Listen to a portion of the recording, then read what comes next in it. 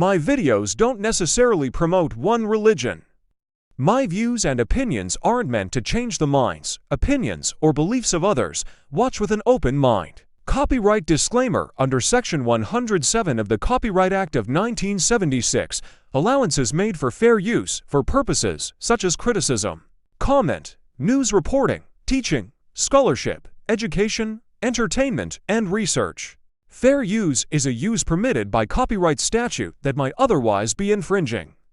All rights and credit go directly to its rightful owners. No copyright infringement is intended. We continue to uncover the profound wisdom within the timeless scriptures. Take care, and God bless. Welcome back to the channel. I'm your host, and this is our show where we break down Bible verses to see what we can learn from them. Today's verse is Matthew 15:27. Even the dogs eat the crumbs that fall from their master's table. Let's read the passage that this verse comes from. Matthew 15:21-28. And going up from there, Jesus withdrew himself into the region of Tyre and Sidon.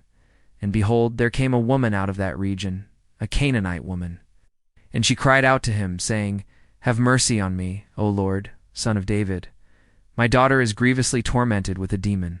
But he answered her, Not a word. And his disciples came and entreated him, saying, Send her away, for she crieth after us.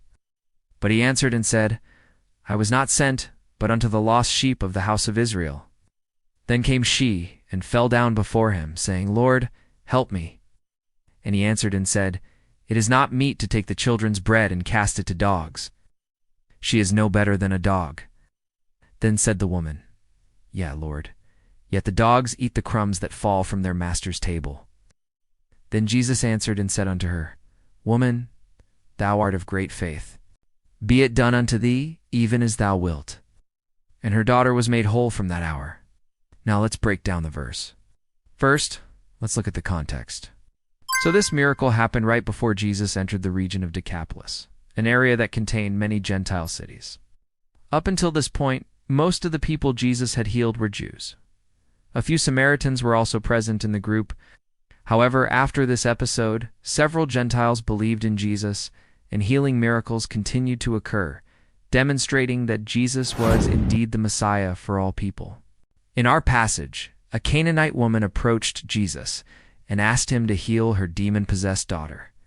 The Canaanites were considered enemies of Israel because of their involvement in idol worship and sexual immorality. Additionally, women were generally not permitted to associate with rabbis. However, this woman boldly approached Jesus and did not stop even when he ignored her. The woman persisted in her request, stating that even the dogs receive some benefit from the crumbs that fall from the master's table.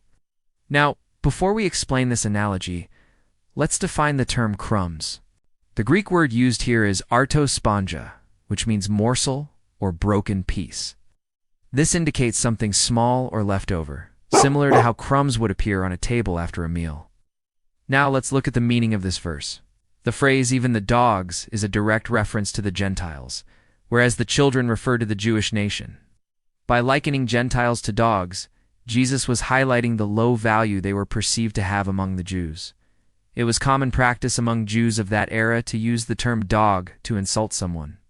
The concept was ingrained in Jewish culture and stemmed from their belief that Gentiles were unclean due to their lack of knowledge about God. This is why Jesus uses the term dogs in Matthew 23-15 when he refers to the Pharisees and Sadducees. Furthermore, the term master's table represents the privileges reserved for the children of Israel. The Jews believed that, as God's chosen people, they had access to special teachings and blessings that were inaccessible to Gentiles. By saying, even the dogs eat the crumbs that fall from the master's table, the Canaanite woman acknowledged that Gentiles were not entitled to these privileges and were only eligible for what was left over. She accepted that the Jews would receive the fullness of God's promises, but argued that Gentiles should still receive something. This view of Gentiles as second-class recipients was not unique to the Jewish people of Jesus' time. For example, the Quran states that Muslims are the best of mankind and that other nations are inferior. Likewise, Hinduism teaches that those born into lower castes are inherently unclean and must follow strict rules when interacting with those in higher castes.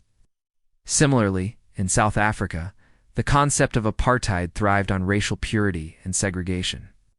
These examples demonstrate that the idea of one race being superior to others and having the right to deny them basic privileges based on their origin is a recurring theme throughout history.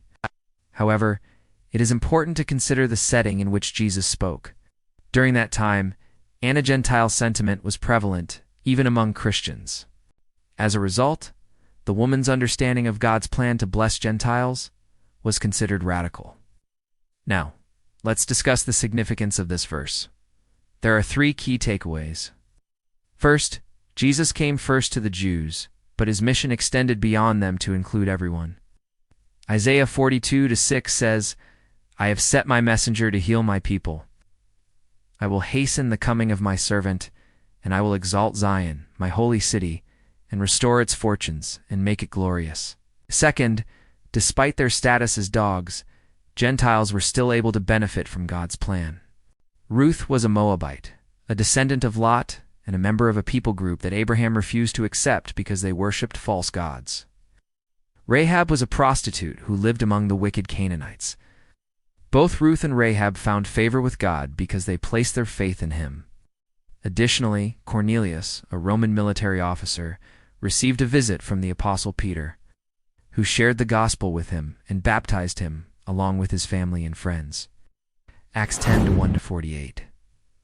Third, the woman's great faith led to her receiving an even greater reward. Jesus commended her faith, implying that her request would not have been granted if her faith had been smaller. Mark 9:23 says, "If you can believe, all things are possible to him who believes." There are 2 main lessons we can learn from this passage. First, true faith is not dependent on social norms or cultural expectations. Instead, it is focused solely on God and his word. In the case of the Canaanite woman, her faith was evident even though she was defying societal norms by approaching Jesus and requesting help. Secondly, regardless of how hopeless a situation may seem, we should never lose hope in God's ability to intervene and bring about positive change. The Canaanite woman knew that her people were despised by the Jews and that she herself was considered unclean, yet she still boldly approached Jesus and asked for her daughter to be healed.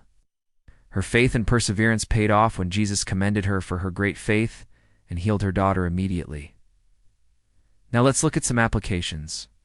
First, we should recognize that our perspective can change when we view situations through a wider lens. When Jesus first told the Canaanite woman that he was only sent to the lost sheep of Israel, she could have easily become discouraged and given up on her request. However, instead of doing so, she used that information to refine her request and ultimately achieved her goal.